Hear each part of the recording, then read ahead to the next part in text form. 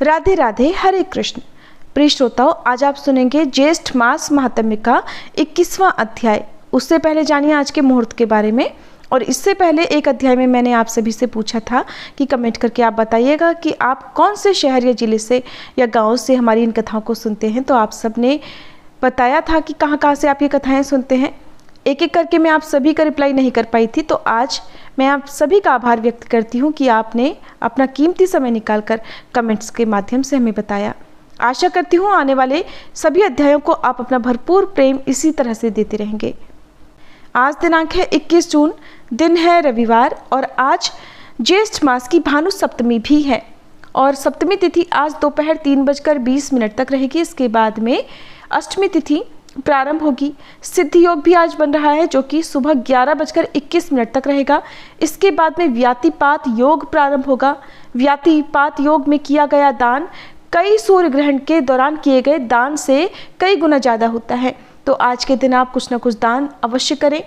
ब्रह्म मुहूर्त आज सुबह 4:10 से 4:58 तक रहेगा। सूर्योदय होगा सुबह 5:46 पर। सूर्यास्त होगा शाम 7:11 पर और आज राहु काल शाम 4:30 से 6 बजे तक रहेगा। और आज दोपहर 3:20 से लेकर कल सुबह 3:24 तक भद्रा भी रहेगी। इस बार भद्रा का वास मृत्युलोक में रहेगा, यानी पृथ्वी लोक पर रहेगा और समस्त शुभ कार्यों के लिए ये समय अशुभ माना जाएगा। अगर आप आज किसी काम की शुरुआत करना चाहते हैं या कोई भी नया मांगलिक कार्य करना चाहते हैं तो कृपया भद्रा काल लगने से पहले कर सकते हैं। भद्रा के समय आप भद्रा की शांति के उपाय कर सकते हैं या फिर पूजा पाठ से जुड़े कार्य इस दौरान किए जा सकते हैं। आज का महात्म्य सुनने से पहले सुनिए सीता नित्य नेम की कहानी। और आपको श्री नीलकंठ भगवान की ये कथाएं कैसी लग रही हैं, प्लीज जरूर बताइएगा। ये कहानी सीता माता कहती थी और भगवान श्री राम इसे सुना करते थे। एक दिन भगवान को किसी काम से बाहर जाना पड़ गया तो सीता माता कहने लगी, प्रभु मेरा तो 12 वर्ष का नित्यनेम है और अब आप बाहर जाएंगे तो मैं अपनी कहानी किसे सुनाऊंगी। तब भगवान राम जी ने कहा कि तुम कुएं की पाल पर जाकर बैठ जाना और वहां जो औरतें पानी भरने आएंगी उन्हें अपनी कहानी सुना देना। सीता माता भगवान के कहे अनुसार कुएं की पाल पर जाकर बैठ गई। तभी एक स्त्री आई जिसने रेशम जरी की साड़ी पहन रखी थी और सोने का घड़ा ले रखा था। सीता माता ने उसे देखा तो कहने लगी कि बहन मेरा 12 वर्ष का नित्यनेम सुन लो। तब वह स्त्री बोली, मैं तुम्हारा नित्यनेम सुनूंगी तो मुझे तो घर जाने में देर हो जाएगी, फिर मेरी सास मुझसे लड़ेगी। उसने कहानी नहीं सुनी और चली गई। घर जाते ही उसकी रेशम जरी की साड़ी फट गई, सोने का घड़ा मिट्टी के घड़े में बदल गया। ये सब देखकर सासू माँ ने पूछा, अरे बहू ये किसका दोष अपने सिर पर लगाकर आई हो। तब बहू ने कहा कि माँ जी कुएं पर एक औरत बैठी थी, उसने कहानी सुनने के लिए कहा लेकिन मैंने नहीं सुनी, जिसका ये फल मुझे मिला है। अब बहू की बात सुनकर अगले दिन वही साड़ी और घड़ा लेकर सास कुएं की पाल पर गई। सास को वहीं पर सीता माता बैठी मिली तो सीता माता ने उससे भी कहा कि बहन मेरी कहानी सुन लीजिए। सास बोली कि एक बार छोड़, मैं तो 4 बार कहानी सुन लूंगी। तब सीता माता ने कहना शुरू किया, राम आए लक्ष्मण आए, देश के पुजारी आए, नित नेम का नेम लाए, आओ राम बैठो राम, तपी रसोई जीमो राम, माखन मिश्री खाओ राम, दूध बताशा पियो राम, सूत के पलका मोठो राम, शाल दुशाला पोठो राम, शाल दुशाला ओढ़ो राम, जब बोलूं जब राम ही राम, राम संवारे सबके काम, खाली घर भंडार भरेंगे, सबका बेड़ा पार करेंगे, श्री राम जय जय राम। सास बोली कि बहन कहानी तो बहुत अच्छी लगी। कहानी सुनकर सास घर चली गई और उसकी वह साड़ी फिर से रेशम जरी की बन गई और मिट्टी का घड़ा भी सोने के घड़े में बदल गया। ये सब देखकर बहू बोली, माँ जी आपने ये सब कैसे किया। सास ने कहा, बहू तू तो दोष लगा के आई थी और मैं अब दोष उतार कर आ रही हूँ। बहू ने हैरान होकर फिर पूछा कि तो माँ जी वो कुएं वाली स्त्री कौन है। सास बोली, वे तो साक्षात सीता माता थी, वे पुराने से नया कर देती हैं, खाली घर में भंडार भर देती हैं, वह लक्ष्मी जी का वास घर में कर देती हैं। व्यक्ति की जो भी इच्छा हो उसे पूरा कर देती हैं। तब बहू बोली, माँ जी फिर तो ऐसी कहानी मुझे भी सुना दीजिए। सास बोली कि ठीक है, तुम भी सुनो। फिर सास ने कहानी शुरू की। राम आए लक्ष्मण आए, देश के पुजारी आए, नित नेम का नेम लाए, आओ राम बैठो राम, तपी रसोई जीमो राम, माखन मिश्री खाओ राम, दूध बताशा पियो राम, सूत के पल का मोठो राम, शाल दुशाला पोठो राम, शाल दुशाला ओढ़ो राम। जब बोलूं जब राम ही राम, राम सवारे सबके काम, खाली घर भंडार भरेंगे, सबका बेड़ा पार करेंगे, श्री राम जय जय राम। कहानी सुनकर बहू बोली, माँ जी कहानी तो बहुत अच्छी है। सास ने कहा, ठीक है, अब तो हम इस कहानी को रोज कहा करेंगे। अब सास बहू रोज सवेरे उठती, नहाती धोती और पूजा करने के बाद नित्य नेम की सीता माता की कहानी कहती। एक दिन उनके यहाँ पड़ोस की एक औरत आई और बोली, बहन जरा सी आँच तो देना। तो वे बोली कि आँच तो अभी तक हमने जलाई ही नहीं। पड़ोसन ने पूछा, तो फिर तुम सुबह 4 बजे से उठकर कर क्या रही हो? उन्होंने बताया कि सुबह उठकर हम तो पहले पूजा करते हैं, फिर सीता माता की नित्य नेम की कहानी कहते हैं। पड़ोसन ने उनकी बात सुनकर फिर पूछा, सीता माता की कहानी कहने से तुम्हें क्या मिला? तब वे बोली कि इनकी कहानी कहने से घर में भंडार भर जाते हैं, सारे काम सिद्ध हो जाते हैं, मन की इच्छा भी पूरी होती है। पड़ोसन बोली कि बहन फिर तो ऐसी कहानी मुझे भी सुना दो। वह बोली, ठीक है, तो फिर तुम भी ये कहानी सुन लो। राम आए लक्ष्मण आए, देश के पुजारी आए, नित्य नेम का नेम लाए, आओ राम बैठो राम, तपी रसोई जीमो राम, माखन मिश्री खाओ राम, दूध बताशा पियो राम, सूत के पल का मोठो राम, शाल दुशाला पोठो राम, शाल दुशाला ओढ़ो राम। जब बोलूं जब राम ही राम, राम सवारे सबके काम, खाली घर भंडार भरेंगे, सबका बेड़ा पार करेंगे, श्री राम जय जय राम। सारी कहानी सुनने के बाद पड़ोसन कहने लगी, बहन कहानी तो मुझे बहुत अच्छी लगी। अब वह पड़ोसन भी नित्यनेम सीता माता की कहानी कहने लगी। कहानी कहने से सीता माता ने पड़ोसन के भी भंडार भर दिए। अब तो पूरे मोहल्ले में नित्यनेम की कथा चल पड़ी और हर किसी की मनोकामना सीता माता की कृपा से पूरी होने लगी। हे सीता माता, हे जानकी माता, जैसे आपने उनके भंडार भरे वैसे ही हम सबके भी भरना। कहानी कहने वाले के, सुनने वाले के और हुंकार भरने वाले के भी। सभी प्रेम से बोलिए, सीता माता की जय। अब सुनिए बाल योगी श्री नीलकंठ वर्णी की कल से आगे की कथा। भूतपुरी के मार्ग में एक विकट वन आया।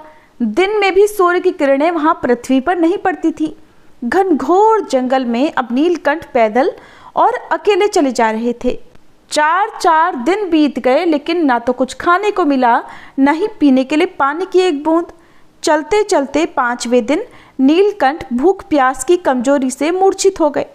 जब वे होश में आए तो उन्होंने कुछ ही दूरी पर एक कुआं देखा। नीलकंठ कुएं के पास पहुंचे तो देखा कि पानी गहरा था परंतु निर्मल था। उन्होंने बेल की रस्सी बनाई और कठारी द्वारा पानी बाहर खींचकर कुएं के जल से पहले स्नान किया। फिर पात्र में शालिग्राम रखकर कठारी के जल से स्नान कराने लगे। जैसे ही उन्होंने शालिग्राम पर पानी चढ़ाया, सारा जल शालिग्राम जी पी गए। नीलकंठ ने ऐसा चमत्कार देखकर सोचा, शालिग्राम को जब इतनी प्यास लगी है तो भूख भी लगी होगी, परंतु अन्न कहाँ से लाया जाए। स्वयं परमात्मा होने पर भी भक्तों को भक्ति का पाठ सिखाने के लिए नीलकंठ शालिग्राम जी की भक्ति के कारण व्याकुल हो गए। ठीक उसी समय साधु और साध्वी के रूप में एक पुरुष और एक स्त्री नंदी पर बैठकर वहां आए। इस घनघोर जंगल में मनुष्य का आना तो बड़ा कठिन है, परंतु ये कौन आए हैं? नीलकंठ ने उनसे उनका परिचय पूछा। तब स्त्री ने अपना परिचय देते हुए कहा, ये स्वयं महादेव शिव जी हैं और मैं सती दुर्गा हूँ। आप इतने दिनों से भूखे हैं, इसलिए हम आपके लिए सत्तू लेकर आए हैं। फिर नीलकंठ ने नमक और सत्तू लेकर शालिग्राम जी को नैवेद्य चढ़ाया।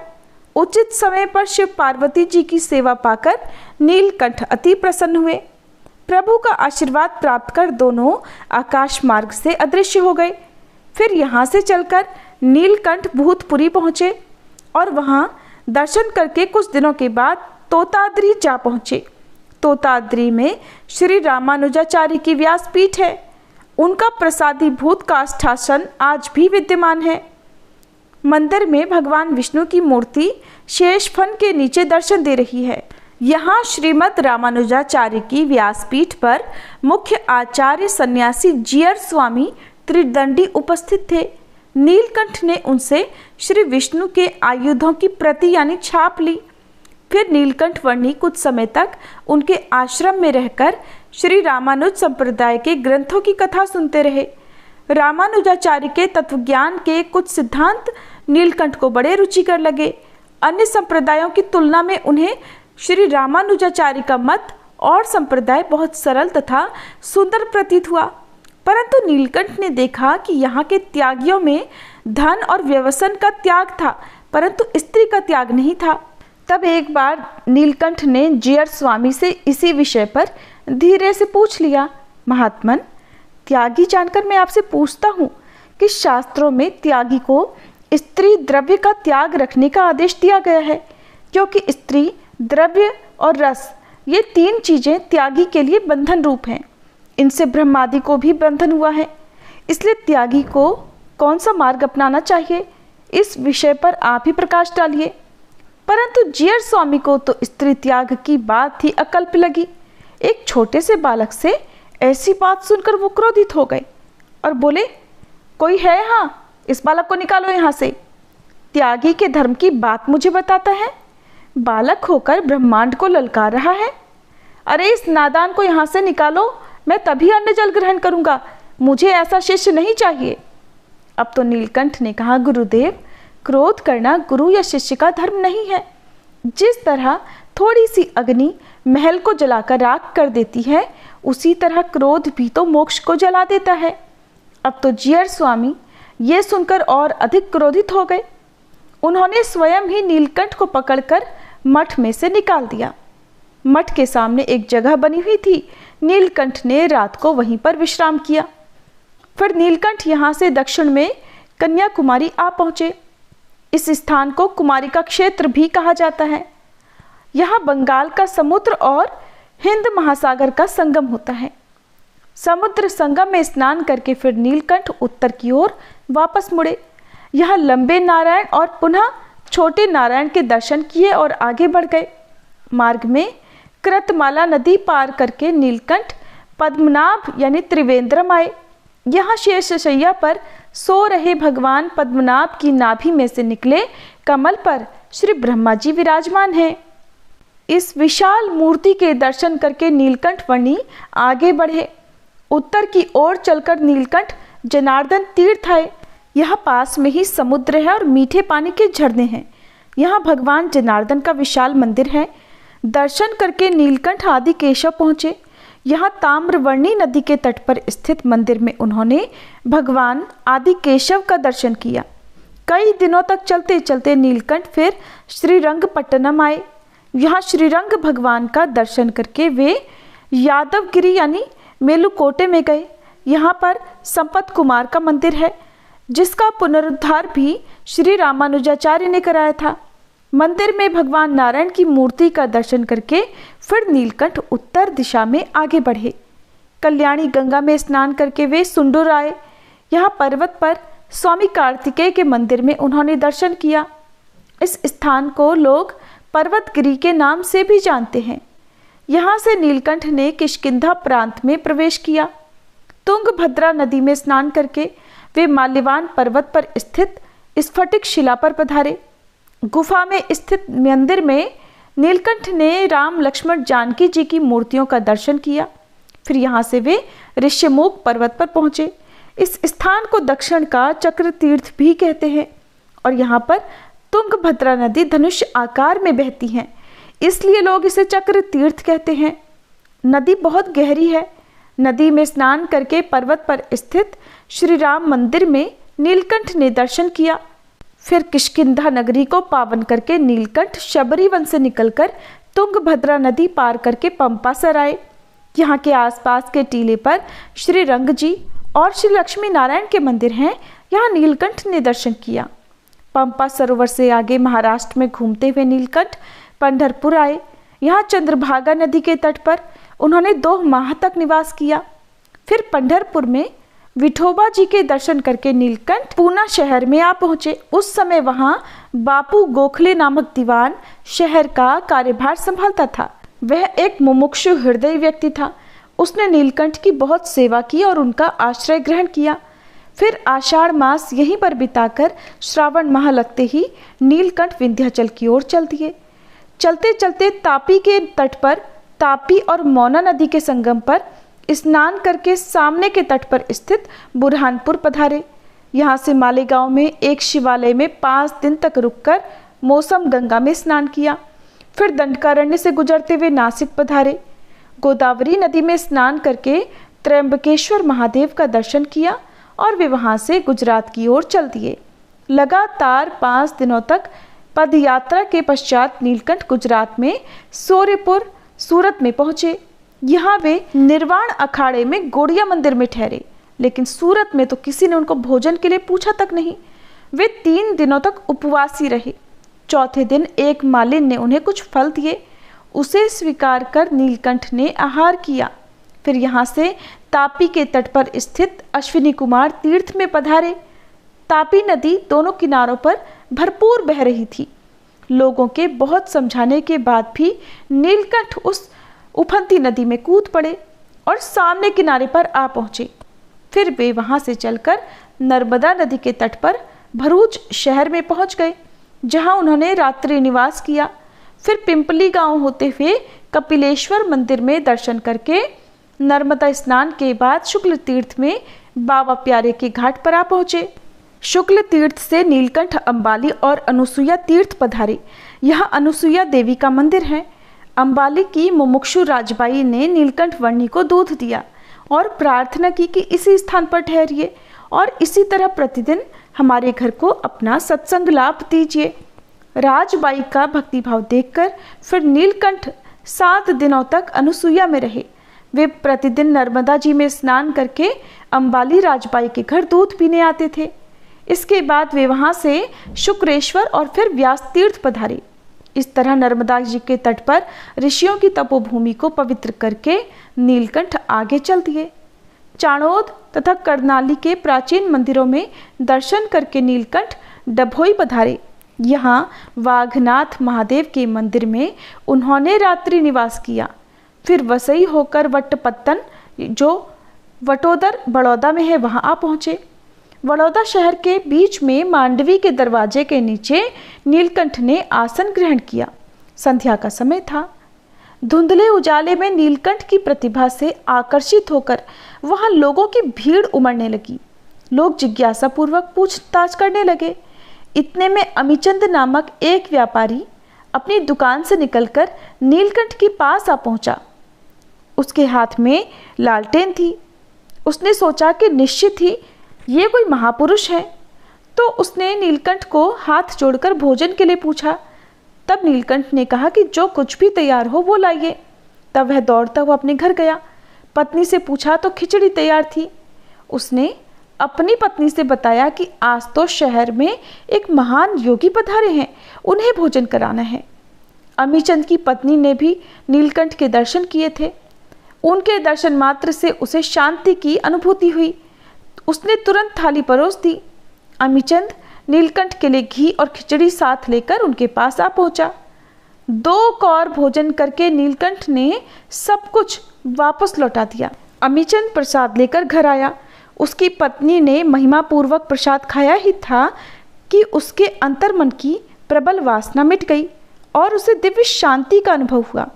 उसने अपने पति से ये बात बताई और फिर दूसरे दिन वर्णी को पकवान बनाकर भोजन कराने के लिए निमंत्रण देने को कहा।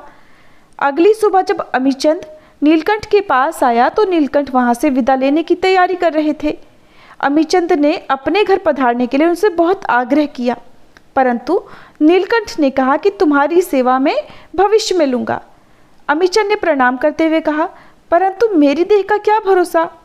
नीलकंठ ने कहा, तुम्हारी देह को तब तक मैं संभालूंगा। और फिर हंसते हुए कहा कि तुम्हारे घर में श्री लक्ष्मी नारायण की मूर्ति भूमि में गाड़ कर रखी गई है, उस मूर्ति को मैं अपने साधुओं को भेजकर मंगवा लूंगा। नीलकंठ ने फिर भविष्यवाणी के अनुसार ये मूर्तियां वरताल में मंदिर बना तब संतों को भेजकर मंगाई थी और वरताल के मध्य खंड में उनकी स्थापना की थी। अमीचंद ये बात सुनकर हैरान रह गया। अपने घर में श्री लक्ष्मी नारायण की मूर्ति तो उसके पिता ने भूगर्भ में रखवा दी थी, ये बात और कोई नहीं जानता था। सच्चाई पता लगते ही वह नीलकंठ के चरणों में झुक गया और फिर नीलकंठ आशीर्वाद देकर वहां से आगे चल दिए। मार्ग में मही नदी में स्नान करके वे नावली गांव में पहुंचे। यहाँ भोजन लेकर उन्होंने लालदास का कल्याण किया कि तुम्हारे घर सुपुत्र का जन्म होगा, ऐसे आशीर्वाद देकर नीलकंठ बामण गांव होकर डाकोर पधारे। यहाँ श्री रणछोड़ राय के दर्शन करके वरताल आ पहुंचे। यहाँ जोबनपगी ने नीलकंठ को महान योगी समझकर उनके भोजन का प्रबंध किया। नीलकंठ ने ठाकुर जी को अर्पण करके भोजन अंगीकार किया। जोबनपगी के आग्रह करने पर फिर नीलकंठ ने दोबारा वरताल आने का वचन दिया। वरताल से चलकर वर्णी बोचासण आए। गांव के बाहर तालाब के किनारे एक वटवृक्ष के नीचे उन्होंने निवास किया। नीलकंठ वर्णी को ये गांव बहुत सुंदर लगा। गांव में पाटीदारों के मंडल आज इकट्ठे हुए थे। वर्णी ने सोचा कि गांव में जरूर कोई उत्सव होगा। इतने में ही गांव की कुछ स्त्रियां तालाब में स्नान करने आईं। नीलकंठ वहां से उठकर रामजी मंदिर में चले गए। फिर मंदिर के पुजारी नरसिंहदास ने नीलकंठ का स्वागत किया। आज गांव के प्रमुख कानदास पटेल ने ब्राह्मण भोज रखा था। गांव के लोगों ने नीलकंठ का दर्शन किया तो सभी अत्यंत प्रभावित हुए। गांव के पाटीदार वेरी भाई ने कानदास को नीलकंठ के आगमन की खबर दी। कानदास ने पुत्र काशीदास को नीलकंठ को आमंत्रित करने के लिए भेज दिया।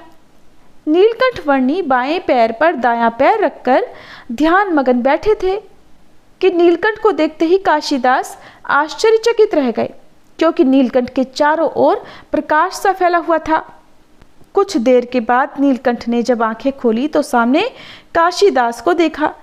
काशीदास ने नीलकंठ के चरण स्पर्श करके प्रार्थना की कि हे प्रभु, हे बाल ब्रह्मचारी, आप मेरे घर पर चलकर भोजन करने पधारिए। काशीदास का भावपूर्ण आग्रह देखकर नीलकंठ कानदास पटेल के घर पधारे। वे वहां आंगन में बैठ गए। नीलकंठ के दर्शन से काशीदास की वृद्ध माता नानीबाई बड़ी प्रसन्न हुई। अचानक नीलकंठ ने कहा, माँ लड्डू दीजिए। नानीबाई भाव विभोर होकर रसोई में लड्डू लेने गई, किंतु ब्राह्मणों ने कहा कि अभी तो नैवेद्य नहीं चढ़ाया है। नानीबाई वापस आई। तब नीलकंठ ने कहा, माँ दूध और भात दो। लेकिन घर में तो बिल्कुल ही दूध नहीं था। अब दोपहर का समय था तो कानदास ने सोचा कि अभी दोपहर के समय में दूध कहाँ से लाऊं? सायंकाल हो तो भैंस भी दूध दे सकती है, परंतु इस समय तो भैंस भी दूध नहीं देगी। अब तो वे बड़े ही भारी धर्म संकट में पड़ गए। लेकिन नानीबाई को नीलकंठ के शब्दों पर विश्वास था। वो हाथ में पात्र लेकर भैंस के पास गई तो उनके आश्चर्य की सीमा नहीं थी। भैंस के आंचलों से दूध अपने आप ही आ रहा था और कुछ ही पलों में दूध से पात्र लबालब भर गया। फिर नीलकंठ वर्णी को दूध, भात और शक्कर का भोजन परोसा गया।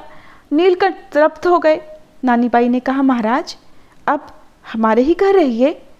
नीलकंठ ने कहा, माँ मैं यहाँ फिर आऊँगा, एक नहीं अनेक बार आऊँगा। आपके यहाँ ही घर बनाकर रहूँगा।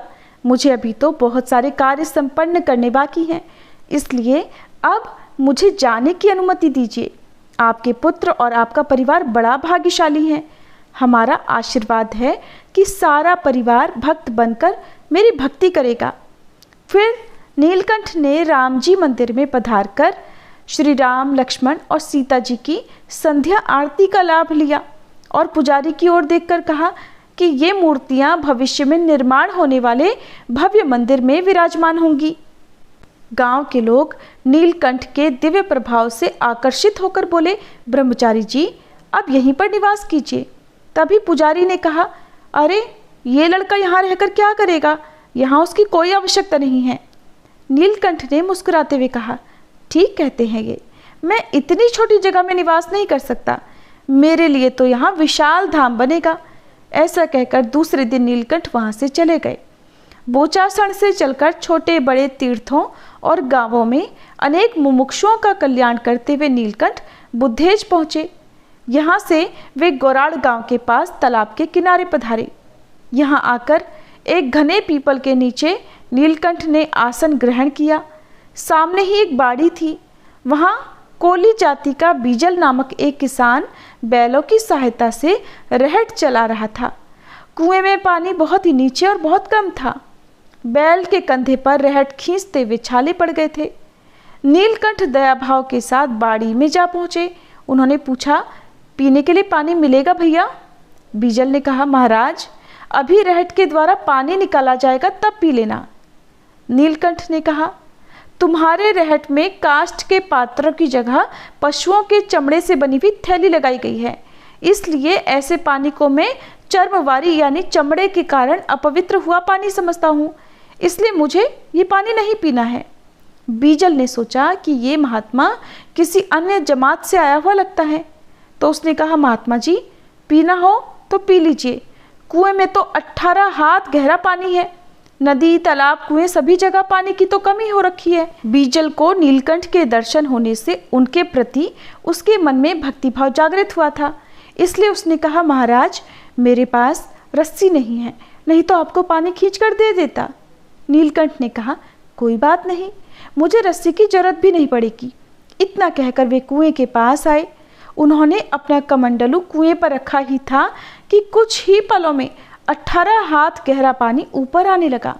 देखते ही देखते कुआं पानी से छलछला उठा। वर्णी ने कमंडलू भर लिया। अब तो ये सब देखकर बीजल आश्चर्यचकित होकर नीलकंठ के चरणों में गिर गया और प्रार्थना करने लगा कि ये पानी सदा इतना ही रहे। उसने सोचा कि ये महापुरुष अगर इस गांव में रुके तो गांव का तो भाग्य ही बदल जाएगा।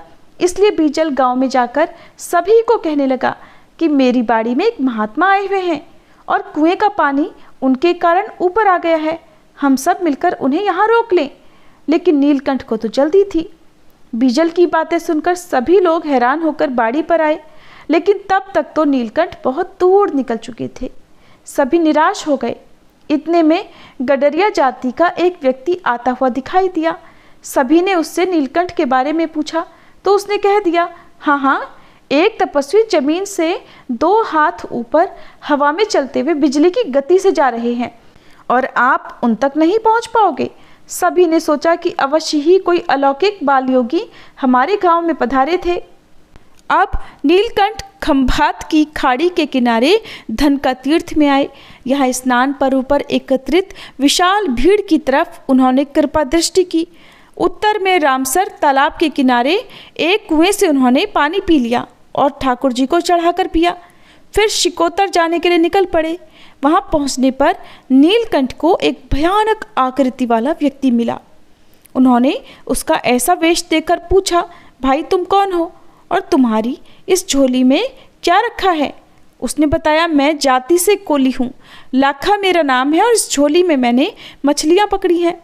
ये सुनते ही वर्णी के शरीर में झुरझुरी दौड़ गई। हृदय की वेदना से वे बोल उठे, भाई कोली जाति में तो कई भक्त हुए हैं, इतनी मछलियाँ तुमने क्यों मारी? ऐसे पाप कर्म से तुम छुटकारा कैसे पाओगे, बताओ भला। लाखा के हृदय को वर्णी के एक एक शब्द तीर की तरह भेद रहे थे। वर्णी ने कहा, भाई क्या भगवान तुम्हें पूछने वाला नहीं है कि तुमने इतनी मछलियाँ क्यों मारी? इतने जीवों की हत्या आखिर तुमने क्यों की? जीवित को मार डालने का तुम्हें क्या अधिकार है? अब तो लाखा का अंतःकरण ये सुनते ही मानो घायल हो गया हो। उसकी आंखों से आंसू बहने लगे। हाथ जोड़कर बोला, प्रभु इस दुख कारक अकाल में अनाज मिलता ही नहीं है, इसीलिए मुझे ये व्यवसाय करना पड़ रहा है। मैं भी समझता हूँ कि ये पाप है, परंतु लाचारी के कारण मुझे हिंसा करनी पड़ती है। वर्णी ने कहा, लाखा क्या बनिया ब्राह्मण को अन्न नहीं मिलता? क्या वे भूखों मर रहे हैं?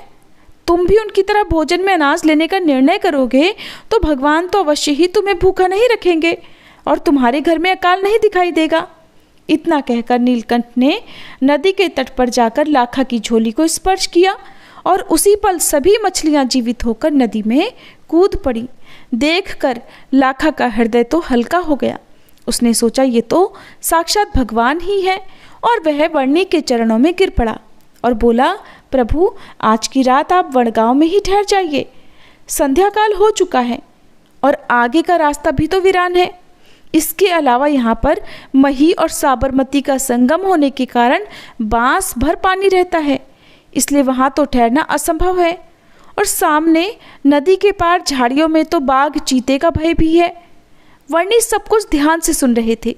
उन्होंने कहा, लाखा, अगर रास्ता अधिक विकट हो, नदी में पानी भी गहरा हो, बाघ चीते का भय हो, तो वहाँ जाना मुझे और अधिक अच्छा लगता है।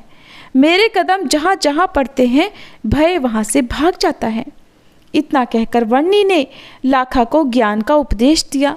सूर्यास्त हो चुका था, चारों ओर सन्नाटा फैला हुआ था। नदियों की कलकल ध्वनि अब बदल रही थी। ज्वार आने के कारण संगम अधिक भयानक लग रहा था। लाखा फिर हाथ जोड़कर गिड़गिड़ाया, महाराज, ये संगम पार करना बहुत मुश्किल है। अच्छे अच्छे तैराक भयभीत हो जाए ऐसी भंवरियाँ चलती हैं। सुबह ज्वार उतरते ही चले जाना। कल तो मैं भी आपको धोलेरा तक किसी दूसरे मार्ग से छोड़ने आऊँगा। परंतु वर्णी ने उसकी एक बात भी नहीं सुनी और कहा कि मैं सामने के किनारे पहुंचकर अपनी मृगछाला हिलाऊंगा, तब तुम जान लेना कि मैं पार उतर गया हूँ।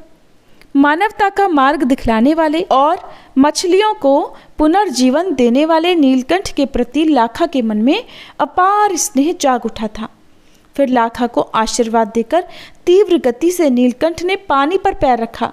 लाखा हैरान होकर देखता ही रह गया कि नीलकंठ तो पानी पर चलते जा रहे हैं। अंधेरे में भी प्रकाश की लकीरें उसे अंत तक दिखाई देती रहीं।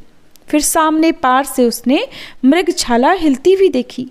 लाखा समझ गया कि वह दिव्य पुरुष उसे छोड़कर पार चले गए हैं। बड़े उदास मन से वो वापस गांव लौटा और सभी से नीलकंठ की महिमा कहने लगा। गांव में सभी को लगा कि अवश्य ही कोई महान विभूति इस गांव को पवित्र करके चले गए हैं। फिर नीलकंठ ने वागड़ आकर राणा वाबड़ोज कुम्हार के घर रात्रि को विश्राम किया। उसने नीलकंठ को सोने के लिए दरी बिछा दी, लेकिन नीलकंठ अपने नियम के अनुसार मिट्टी के ढेर पर सो गए। एक के बाद एक गांव, शहर और तीर्थों को पार करते हुए गुजरात के पश्चिम तट पर स्थित समुद्र तट की ओर नीलकंठ आगे बढ़ रहे थे। जहाँ जहाँ से वे गुजरते थे वहाँ लोग उनके दिव्य स्वरूप को देखकर लोग उन्हें पहचाने या ना पहचाने, परंतु नीलकंठ स्वयं अपने स्वरूप की पहचान दे देते थे और कभी कभी तो भविष्य की बातें भी बताया करते थे। चलते चलते नीलकंठ वर्णी भावनगर जिले के कुकड़ गांव में पधारे। यहाँ वे राजपूतों के मोहल्ले से गुजरे। उस समय दरबार भगवान सिंह जी और उनके सेवक खोजा जीवा ठक्कर नुक्कड़ पर बैठे हुए थे। वर्णिराज थोड़ी देर वहाँ खड़े रहे। नीलकंठ को देखकर उन्हें लगा कि कोई भिक्षुक ब्रह्मचारी होगा। उन्होंने मजाक में ही पूछा, महाराज, कौन से गांव में रहते हो? क्या नाम है? क्या जाति है? नीलकंठ ने अपनी अलमस्ताई में उत्तर दिया, मेरा देश है अनिर्देश, जाति है ब्रह्म और मेरे नाम तो अनंत हैं। मैं भी अपने नाम नहीं गिन पाता। ऐसा कहकर वे वहाँ से चले गए। सेवक चतुर था। उसने सोच लिया कि अवश्य ही ये कोई महान योगी होगा, नहीं तो इस प्रकार की बातें तो बिल्कुल नहीं करता। उसने राजा से कहा, राजन, मानिए या ना मानिए, वो कोई महान योगी ही होंगे। हमने उनका आदर नहीं किया, हमने तो बड़ा ही अनर्थ कर दिया है। राजा मुमुक्षु था। उसने भी सेवक से कहा, जीवा, तुम्हारी बात सत्य हो सकती है। हमने तो बड़ी भारी भूल कर दी, लेकिन अभी वो योगी दूर तक नहीं पहुँचे होंगे। चलो हम उन्हें वापस बुला लेते हैं। ऐसा कहकर वे तुरंत ही दोनों वहाँ से चले गए। नीलकंठ प्रभु उधर नदी तट पर आम के वृक्ष के नीचे पद्मासन लगाकर विराजमान थे। उनकी दृष्टि स्थिर थी। पास में ही तुम्बी पात्र पड़ा था। ध्यान में मगन वर्णी को भगवान सिंह का स्पर्श हुआ कि वे तुरंत ही जाग उठे। भगवान सिंह तथा जीवा ठक्कर हाथ जोड़कर उनके समीप बैठे हुए थे। भगवान सिंह ने कहा कि योगी जी, हमारे आंगन से आप बिना भोजन के विदा होंगे, ये हमारे लिए शोभास्पद नहीं है। आपकी वाणी हम अज्ञानी समझ नहीं पाए, इसलिए आप दरबार में पधारिए और भोजन ग्रहण कीजिए। तब वर्णी ने कहा कि दरबार, आप सीधा सामग्री ले जाइए, मैं स्वयं पकाकर भोजन कर लूँगा। दरबार ने वैसा ही किया। वर्णी ने भोजन कर लिया और प्रसाद राजा तथा सेवक को भी दिया। दोनों के मन में अपार आनंद का अनुभव हुआ। फिर यहाँ आने का वचन देकर नीलकंठ आगे चल दिए। अब वे दिहोर आए। गांव के चौक में कुछ वृद्ध गप्पे हाँक रहे थे। उन लोगों को नीलकंठ ने उपदेश दिया। वहाँ एक भावसार की पत्नी और उसके पुत्र मूल जी ने नीलकंठ को भोजन देकर सेवा की। यहाँ से चलकर वर्णिराज लाकड़ियाँ गांव आए। यहाँ खोजा प्रेम जी ठक्कर ने एक खास आसन बनाया हुआ था और ये आसन किसी महान फकीर, योगी या फिर संत को देने के लिए ही रखा था। नीलकंठ ने स्मित करते हुए कहा, कोटि ब्रह्मांड में भी मेरे जैसा योगी नहीं मिलेगा। फिर आसन को पवित्र किया और हंसते हुए गोपनाथ की ओर निकल पड़े। वहां भोलेनाथ शंभू को जल चढ़ाकर पीपरला गांव पधारे। एक ब्राह्मणी ने प्रेम पूर्वक ताजा रोट बनाकर घी डालकर नीलकंठ को भिक्षा में अर्पण किया। उसका भाव देखकर नीलकंठ ने रोट की पपड़ी खोली। उसी पल ब्रह्माणी को उसमें ब्रह्मांड का दृश्य दिखाई दिया। उस ब्राह्मणी ने विस्मित होकर नीलकंठ की दिव्यता को पहचान लिया। अब गोपनाथ से नीलकंठ भूमि की ओर दृष्टि गड़ाए वेग पूर्वक चले जा रहे थे। सामने से आ रही एक स्त्री नीलकंठ की तेज गति को देखकर स्थिर रह गई। वर्णी में उसे विभूति स्वरूप के दर्शन हुए और अचानक उसने पुकार लगाई, अरे महाराज रुकिए। वर्णी आवाज सुनकर रुक गए। मुड़कर पीछे देखा, तब तक वह स्त्री वर्णी की ओर ही दौड़कर आ गई। उसके हाथों में एक पात्र दूध से छलक रहा था।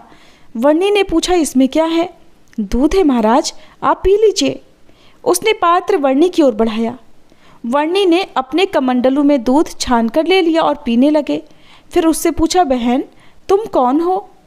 स्त्री ने बड़े भोले भाव से कहा कि मैं पीथल पर गांव में रहती हूँ, जाति से खोजा हूँ, मेरा नाम जानबाई है। गाय का दूध प्रतिदिन महादेव पर चढ़ाने में नियम पूर्वक जाती हूँ और अगर रास्ते में कोई मिल जाए तो ये दूध उसे पिला देने का मेरा नित्य क्रम है। नीलकंठ ने कहा, जानबाई आज तुमने जो दूध दिया है उस दूध को साक्षात महादेव ने अंगीकार किया है। ऐसा कहकर वर्णी ने उस पर दिव्य दृष्टि डाली और स्त्री के अंतर्मन में परम शांति का अनुभव हुआ। आगे चलकर मालड़ नदी में स्नान करके नीलकंठ महुआ शहर में प्रविष्ट हुए। रास्ते में पीताम्बर सेठ ने नीलकंठ को फलाहार कराया। वर्णी ने आशीर्वाद दिए। श्रावक सेठ पीताम्बर सत्संगी हुए। गांव में लक्ष्मी नारायण के मंदिर के प्रांगण में हनुमान जी की मूर्ति प्रतिष्ठित की गई है। नीलकंठ ने यहाँ इमली के वृक्ष के नीचे विश्राम किया। एक दिन बाबा ने, दूसरे दिन बनिया ने और तीसरे दिन बाबा फुलवड़ ने भोजन का प्रबंध किया और यहाँ पर नीलकंठ तल गाजरड़ा गांव से बहती नदी में स्नान ध्यान करके तुलसी श्याम होकर गुप्त प्रयाग पधार गए। गुप्त प्रयाग में नीलकंठ रायण के नीचे आसन लगाकर बैठे। यहाँ प्रतिदिन कुंड में स्नान करके नीलकंठ तीर्थवासियों को उपदेश देते थे। उस समय वड़नगर के नागर भना पाठक हमेशा नीलकंठ के लिए भोजन आदि का प्रबंध किया करते थे। एक दिन भना पाठक ने नीलकंठ से पूछा, यतिराज आपका नाम क्या है? तब नीलकंठ भविष्यवाणी करते हुए बोले, मेरा नाम सहजानंद है। भविष्य में इसी नाम से लोग मुझे पहचानेंगे। भना पाठक नीलकंठ के भविष्य कथन से आनंदित हो गए। साथ ही शेषशाही मंदिर के ब्रह्मचारी नृसिंहानंद जी भी वर्णी को भोजन कराते। उसकी प्रार्थना सुनकर नीलकंठ ने आशीर्वाद दिया कि कुंड में 12 मास पानी रहेगा और यहाँ नीलकंठ ने 1.5 माह तक निवास किया। प्रिय श्रोताओ, इसके आगे की कथा आप सभी कल के अध्याय में जरूर सुनिएगा। अब सुनिए तुलसी माता की आरती। तुलसी महारानी नमो नमो, हरि की पटरानी नमो नमो। धन तुलसी पूरण तप कीनो, धन तुलसी पूरण तप कीनो। शालिग्राम बनी पटरानी नमो नमो, तुलसी महारानी नमो नमो। जाके पत्र मंजरी कोमल, जाके पत्र मंजरी कोमल। श्रीपति कमल चरण लपटानी नमो नमो, तुलसी महारानी नमो नमो। धूप दीप नैवेद्य आरती, धूप दीप नैवेद्य आरती, पुष्पन की वर्षा वर्षानी, नमो नमो तुलसी महारानी, नमो नमो। 56 भोग 3600 व्यंजन, 56 भोग 3600 व्यंजन, बिन तुलसी हरि एक